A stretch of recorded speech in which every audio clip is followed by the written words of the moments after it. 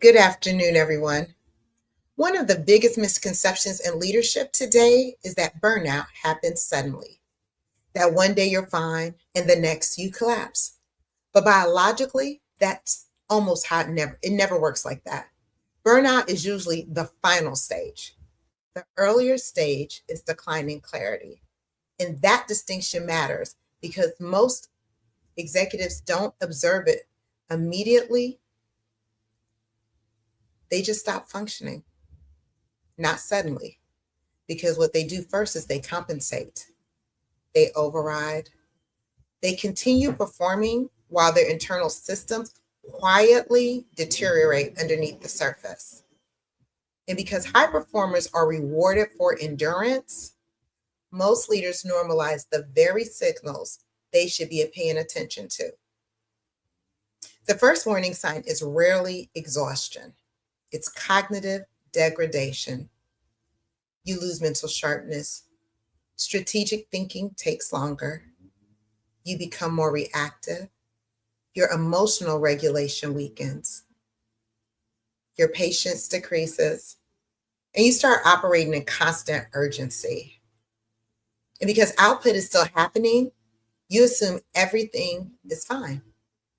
But leadership performance is not just about output, it's about the quality of judgment behind the output. And this is where degraded physiology becomes dangerous because every executive decision flows through the condition of the brain. Poor recovery affects executive functioning. Chronic stress affects emotional regulation. Sleep disruptions affects attention and decision making. Metabolic instability affects cognition.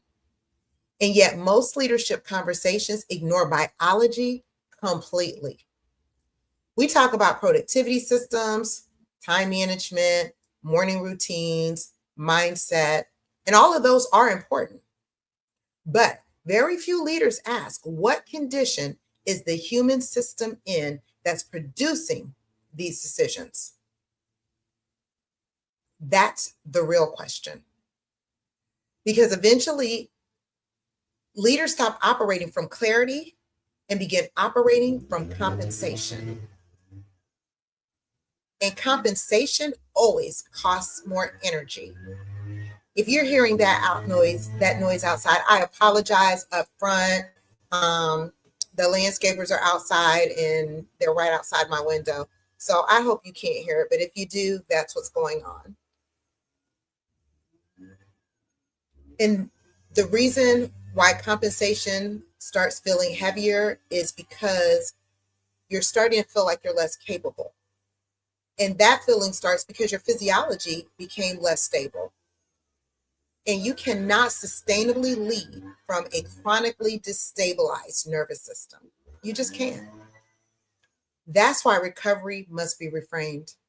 Recovery is not self care fluff, recovery is leadership infrastructure. The leaders who sustain exceptional performance long term are usually not the most aggressive, they are the most regulated. They protect their thinking space, they protect their recovery windows, they protect their cognitive bandwidth because they understand something many leaders miss. Decision quality compounds, and degraded decision quality, that compounds too. So if leadership feels harder lately, don't immediately assume you need more discipline. You need more restoration. You need better infrastructure underneath the performance itself. Because longevity is not about simply surviving stress. It's about sustaining clarity under pressure over long periods of time. And that is a leadership advantage. Thank you all for joining me today on my mini executive lunchtime session. If this resonated with you, send me the word recovery or connect with me directly because the goal is not simply avoiding burnout. The goal is protecting decision quality before burnout ever occurs. I will see you tomorrow at 12:30. Have a wonderful day.